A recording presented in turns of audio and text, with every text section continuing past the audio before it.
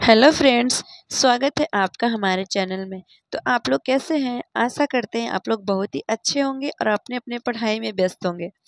तो चलिए, आज का टॉपिक है राष्ट्रीय आंदोलन, जो कि 1923 ईस्वी से 1939 ईस्वी तक चला। तो इससे संबंधित कुछ अति महत्वपूर्ण कथन है और जिससे संबंधित कुछ क्वेश्चन भी आते रहते हैं विभिन्न परीक्षाओं में। तो चलिए शुरू करते हैं। आज का पहला ये जो टॉपिक है स्वराज पार्टी, इससे संबंधित कुछ कथन। तो पहला कथन है, असहयोग आंदोलन के समय कांग्रेस द्वारा विधान परिषदों के बहिष्कार का निर्णय लिया गया था, परंतु इस विषय में कांग्रेस के दो मत थे। चित्तरंजन दास तथा मोतीलाल नेहरू के नेतृत्व में एक वर्ग का मत था कि कांग्रेस को चुनाव में भाग लेना चाहिए। और अगला जो टॉपिक है वो कहता है कि वल्लभ भाई पटेल, डॉक्टर अंसारी और राजेंद्र प्रसाद के नेतृत्व वाला वर्ग इस प्रस्ताव का विरोधी था। ये लोग चाहते थे कि कांग्रेस चुनाव में भाग न लेकर रचनात्मक कार्यों में लगी रहे। और अगला जो है वो है कि 1922 ईस्वी में कांग्रेस का अधिवेशन गया में संपन्न हुआ, जिसके अध्यक्ष चित्तरंजन दास थे। और इस अधिवेशन ने परिषदों में न जाने के प्रस्ताव को अस्वीकार कर दिया था। ये जो क्वेश्चन है अति महत्वपूर्ण है, जो कि विभिन्न परीक्षाओं में पूछा गया है। और इस प्रस्ताव के समर्थकों ने 1923 में अबुल कलाम आजाद की अध्यक्षता में दिल्ली में आयोजित विशेष अधिवेशन में कांग्रेस ने स्वराज्यों के चुनाव लड़ने की अनुमति दे दी और स्वराज्यों ने केंद्रीय परिषद में 101 सीटों में से 42 सीटों पर विजय प्राप्त की। और स्वराज पार्टी को मध्य प्रांत में लगभग स्पष्ट बहुमत मिला, बंगाल में सबसे बड़े दल एवं उत्तर प्रदेश व बम्बई में व्यापक सफलता मिली। और अगला जो है वो है, परिषदों में होने वाली चर्चा में भारतीय सदस्य अक्सर सरकार नीतियों का विरोध और उसकी निंदा करते थे। और फरवरी 1924 में गांधी जी जेल से रिहा हुए और रचनात्मक कार्यक्रम को बढ़ावा दिया, जिससे कांग्रेस के दोनों गुटों ने स्वीकार किया था। रचनात्मक कार्यक्रम में सबसे प्रमुख घटक था खादी का प्रचार, हिंदू मुस्लिम एकता को मजबूत बनाना और अस्पृश्यता को दूर करना। और अगला जो टॉपिक है वो है, खादी के प्रयोग को बढ़ावा देने के लिए सभी कांग्रेस के कमेटी सदस्य के लिए अनिवार्य हो गया था वह हाथों से सूत काते और बुने हुए खादी का प्रयोग करे और प्रति माह 2000 गज सूत काते, ये निश्चित कर दिया गया था। गांधी जी ने अखिल भारतीय खादी संगठन की स्थापना की तो देश भर में खादी भंडार खोले गए और चरखा आजादी के आंदोलन का प्रतीक बन गया। और अगला टॉपिक है किसानों और मजदूरों का आंदोलन, जो कि अल्लूरी सीताराम राजू ने आंध्र प्रदेश के किसानों तथा आदिवासियों के विद्रोह का नेतृत्व किया। और किसान आंदोलन के दो पक्ष थे तथा दोनों का आज़ादी के राष्ट्रीय संघर्ष से संबंध था। एक पक्ष था किसानों का आज़ादी के संघर्ष में शामिल होना और दूसरा पक्ष किसानों की शिकायतों से संबंधित है, जैसे कि जमींदारों, सरकारों तथा महाजनों द्वारा किसानों का शोषण। और अगला जो टॉपिक है वो है बारदोली सत्याग्रह, जो कि 1928 ईस्वी में हुआ था।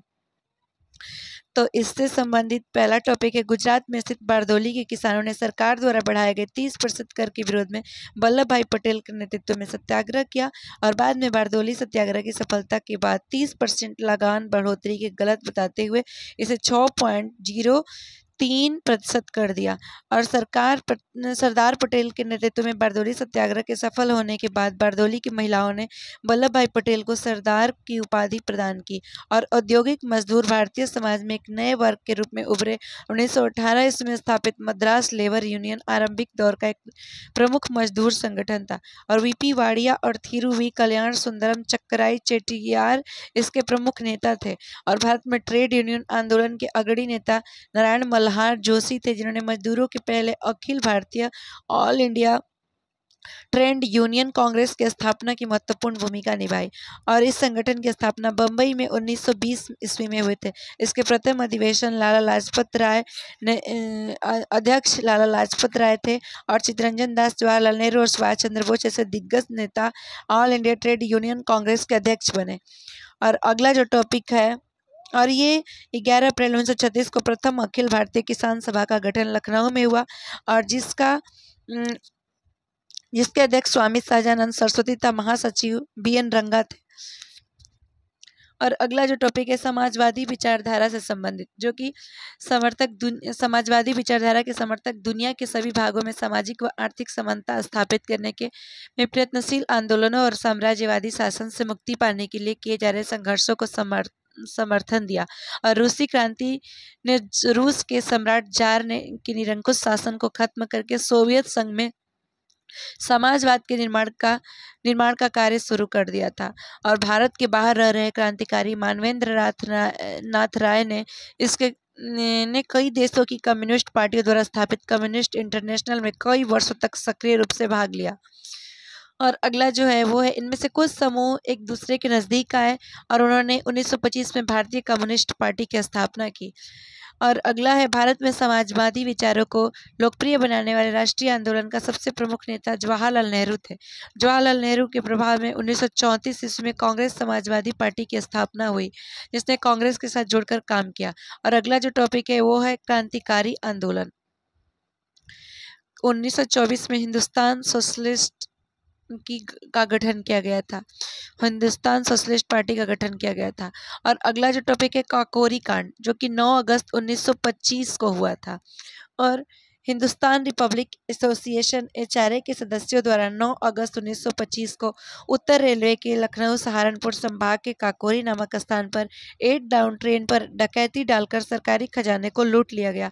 यह घटना काकोरी कांड के नाम से प्रसिद्ध हुई थी। इसमें 29 क्रांतिकारियों को गिरफ्तार कर पर काकोरी षड्यंत्र के तहत मुकदमा चलाया गया। 17 लोगों को लंबी सजाएं, 4 को आजीवन कारावास, 4 क्रांतिकारियों राम प्रसाद बिस्मिल, रोशनलाल, अशफाक उल्ला खातर, राजेंद्र लाहिड़ी को क्रमशः गोरखपुर, इलाहाबाद, फैजाबाद और गोंडा में फांसी दे दी गई थी। और अगला टॉपिक है Hindustan socialist Republican association. Kakori कांड के पश्चात हिंदुस्तान रिपब्लिकन एसोसिएशन का अस्तित्व समाप्त हो गया तथा इस संगठन को पुनः संगठित करने के लिए चंद्रशेखर आजाद के नेतृत्व में हिंदुस्तान रिपब्लिकन एसोसिएशन के प्रतिनिधियों ने दिल्ली में फिरोज शाह कोटला मैदान में बैठक की और हिंदुस्तान रिपब्लिकन एसोसिएशन का नाम बदलकर हिंदुस्तान सोशलिस्ट रिपब्लिकन एसोसिएशन कर दिया गया। और इस संगठन का उद्देश्य था समाजवादी गणतंत्रात्मक राज्य की स्थापना करना था। और इस संगठन के सक्रिय सदस्यों में भगवती चरण वोहरा, विजय कुमार सिन्हा, शिव वर्मा, भगत सिंह, जयदेव कपूर एवं सुखदेव आदि थे।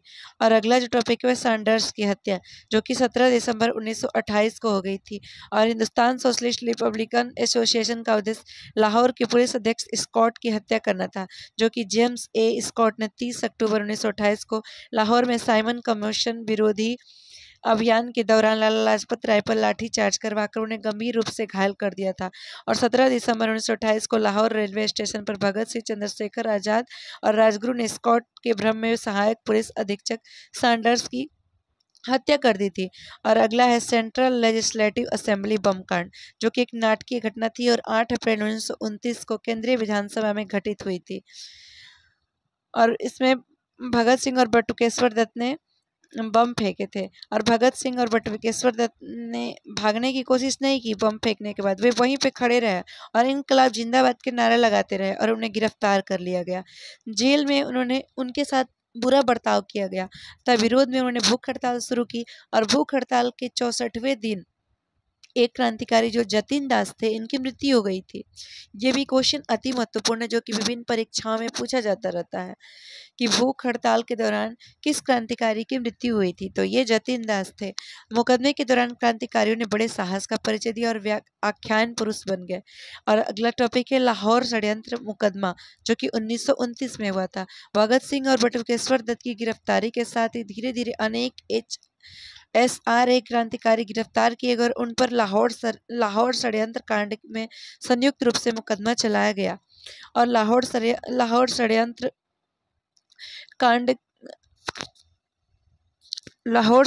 कांड में अधिकांश क्रांतिकारियों को दोषी पाया गया और उनमें से 3 क्रांतिकारी भगत सिंह, सुखदेव थे। राजगुरु को 23 मार्च 1931 को फांसी दे गई थी।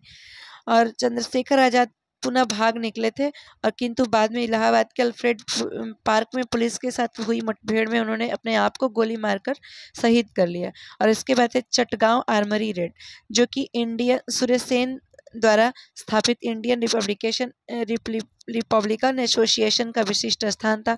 सूर्यसेन ने असहयोग आंदोलन में सक्रिय रूप से भाग लिया था। आगे चलकर वह एक राष्ट्रीय स्कूल के शिक्षक बन गए, इसलिए वह सामान्यतः मास्टर दा के नाम से प्रसिद्ध हुए थे। और पूर्वी बंगाल के चटगांव नामक बंदरगाह पर सुरेश सेन के नेतृत्व में वहीं युवक और युवतियों ने विरोध किया और सुरेश सेन ने इंडियन रिपब्लिकन एसोसिएशन की ओर से एक घोषणा पत्र जारी किया।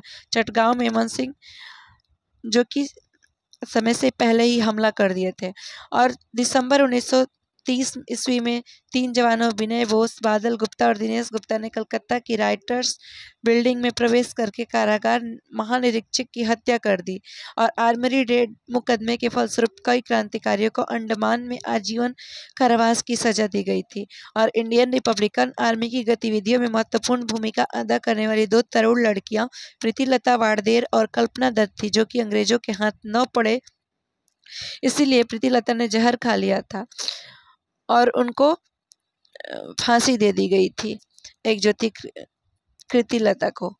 और ये टॉपिक आपको कैसा लगा कमेंट में ज़रूर बताइएगा और वीडियो अच्छी लगी तो वीडियो को लाइक करिए, शेयर करिए। धन्यवाद।